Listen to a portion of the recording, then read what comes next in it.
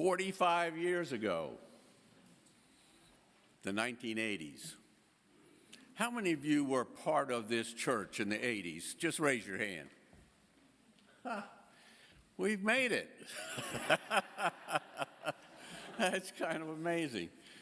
So for those of you who need a little orientation about what was in the 80s for this place, think about this. The summer that Alice and I and Sam and Will moved here, Lady Diana and Prince Charles were getting married in that fairy tale wedding and knowing it would be happily ever after, right? No. So when we moved here, it was the end of a decade in which prices and inflation had doubled everything in cost. 1970, the price of gasoline was 19 cents. In 1980, it was $1.31. Everything else had gone that way as well. And when we moved here, the inflation rate was 14%, and the mortgage that we looked at was 18%. Just to put things in perspective. When we moved here, the largest industry in town had just moved out, and all the other industries were downsizing. It was an economic crisis, and it frightened us a good bit. So we took counsel from the people who are here. Tell us, how do you handle this? And so there was a concerted effort for us to get each of the deacon groups to come to our house down on Chestnut Avenue. And in groups of 15 or 20, we sat around in our living room and we said, what do you do? And then I also made a point to see the 75 shut-ins in that first year. The wisdom that came from those voices is what strengthened us and made our ministry together effective for that decade. First of all, you said to us that we need to be able to build belonging. Whatever we were doing, we needed to make spaces where people felt like they had come together to do useful and sacred things. And there were so many different ways in which that happened. When I saw Kristen up here, I was reminded that Cheryl Simmons came to this church, was called by this church in the very early 80s, 81 or 82. She was one of just a handful of women in the whole United States that were ordained ministers.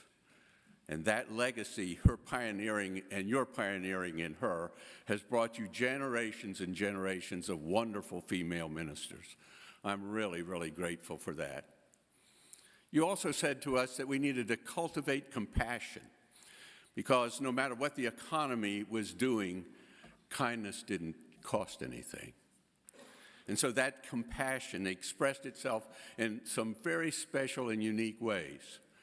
One was the weekday preschool, where Susan Stratton and Mary Kane pushed this church to take a bold move and have a place for young children where compassion could be built in their lives. And then as I walked in this morning, I saw the sign with the Valley Pastoral Care Center. And that was established here in the mid-'80s, and it brought Steve and Nancy and Ben Scoggin to our midst, of which we all are immensely grateful. And then I saw Charlie Downs' picture in the bulletin this morning, and I miss Charlie terribly. He was one of the great energizers for the Habitat trips, the mission trips. And I'm curious to know how many in this group this morning have been on a music mission trip or a building mission trip or whatever. Raise your hand. Wow, that makes me feel great. And then there was something that was rather subtle, but we didn't know how important it was at the time.